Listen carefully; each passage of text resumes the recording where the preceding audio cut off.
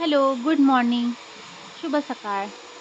तर तुम्ही बघू शकता किती छान अशी फुलं आलेली आहेत आणि तुळशीजवळ रांगोळी पण काढून झालेली होती. आज शेवंतीला खूप छान अशी फुलं आलेली होती. जास्त मोठी नव्हती आली, पण आता कसं हिवाळा आहे तर ते पूर्णपणे फुललेली नव्हती. हा बघा किती छान असा पुदिना झालेला आहे माझ्या घरी. आणि इकडे आमच्याकडे पाणी भरण्याची तयारी चालू होती. नळ आलेले होते, पाणी आलेलं होतं आणि पाणी आलं की सगळेच कामं करायची आपल्याला घाई होते. तर माझी इथं आई देवाचे भांडे स्वच्छ करत होती. तर पाणी हे पूर्णपणे भरून झालेलं होतं. आज बघा किती मस्त अशी फुलं आलेली होती. कलरफुल अशी प्लेट अशी दिसत आहे. देवपूजा झाली. देवपूजा झाल्यानंतर आम्ही नाश्त्याची तयारी केली. तर रोज-रोज पोहे, उपमा खाऊन हा कंटाळा येतो. तर मी आज आईला बोलली, की आज आपण तूप पराठाच खाऊया. मग नाश्त्यामध्ये तूप पराठा खाल्ला. नंतर दुपारी मी व्हिडिओ शूट करायचं विसरली. आता मी रात्रीचं जेवणाची तयारी चालू होती. तर आज कांद्याची पात होती.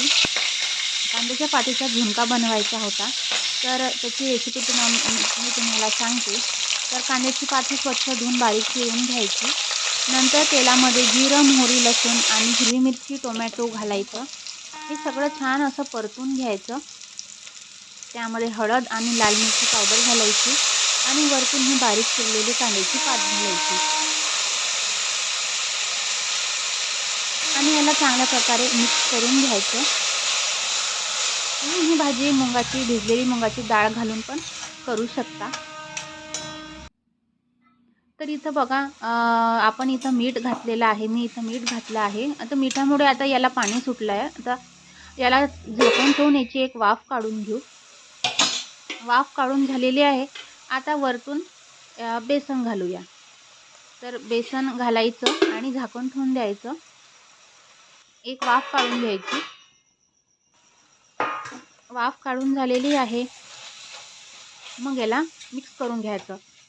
तर यामध्ये मला थोडं बेसन कमी वाटत होतं म्हणून मी थोडं अजून घातलं. तर 2-3 याच्या झाकण ठेवून वाफ काढून घ्यायच्या.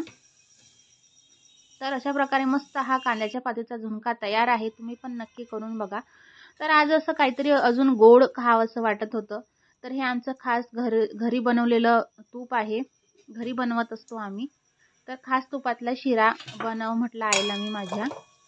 तर तूप घातलेलं आहे. त्यामध्ये 1 वाटी रवा घातला मी. रवा हा मस्त लालसर होईपर्यंत भाजून घ्यायचा. नंतर त्यामध्ये मी पाणी न घालता ऐवजी दूध घातलं आहे. तुम्ही पाणी पण घालू शकता किंवा दूध आणि पाणी याचं समान माप ठेवून पण टाकू शकता. नंतर त्यामध्ये आपल्याला जे आवडतात ते ड्रायफ्रुट्स टाकायचे. काजू, बदाम, इलायचीची पावडर. नंतर 1 वाटी रवा होता तर त्यामध्ये 1 वाटी साखर घालायची आणि मस्तपैकी असं मिक्स करून घ्यायचं.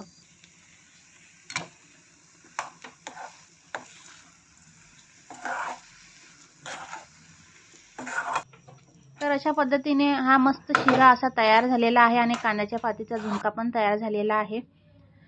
तर असा होता माझा आजचा दिवस आणि हे 2 पदार्थ मी तुम्हाला दाखवले. होप तुम्हाला आवडले असतील आणि चला मग माझा व्हिडिओ आवडला असेल तर माझ्या चॅनलला प्लीज लाईक करा, शेअर करा, सबस्क्राईब करा.